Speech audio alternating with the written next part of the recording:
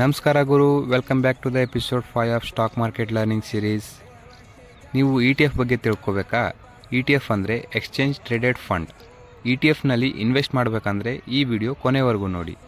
ಇಂಡಿಯಾನ top 5 ETFs ಬಗ್ಗೆ ಹೇಳಬೇಕಾದ್ರೆ ಅದರಲ್ಲೂ ಗುಡ್ ರಿಟರ್ನ್ಸ್ ಕೊಡೋ ETF ಲಾಂಗ್ ಟರ್ಮ್ನಲ್ಲಿ ಯಾವುದಿರ್ಬೋದು ಅಂದರೆ HDFC SML 250.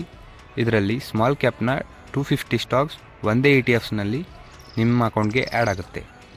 ಎರಡನೇದು HDFCನಲ್ಲಿ 148 ರೂಪಾಯಿಗೆ, ಅಂದರೆ ಇವತ್ತಿನ ಕರೆಂಟ್ ಪ್ರೈಸ್ 148 ರೂಪಾಯಿಗೆ 250 ಕಂಪ್ನಿಯಲ್ಲಿ ನೀವು ಇನ್ವೆಸ್ಟ್ ಮಾಡ್ಬೋದು.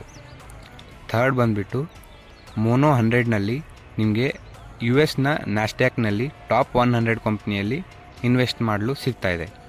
ಫೋರ್ತ್ ಬಂದುಬಿಟ್ಟು ಬ್ಯಾಂಕ್ ಬೀಸ್ನಲ್ಲಿ ಇಂಡಿಯಾದ ಟಾಪ್ ಬ್ಯಾಂಕ್ಸ್ನಲ್ಲಿ ನೀವು ಇನ್ವೆಸ್ಟ್ ಮಾಡ್ಬೋದು.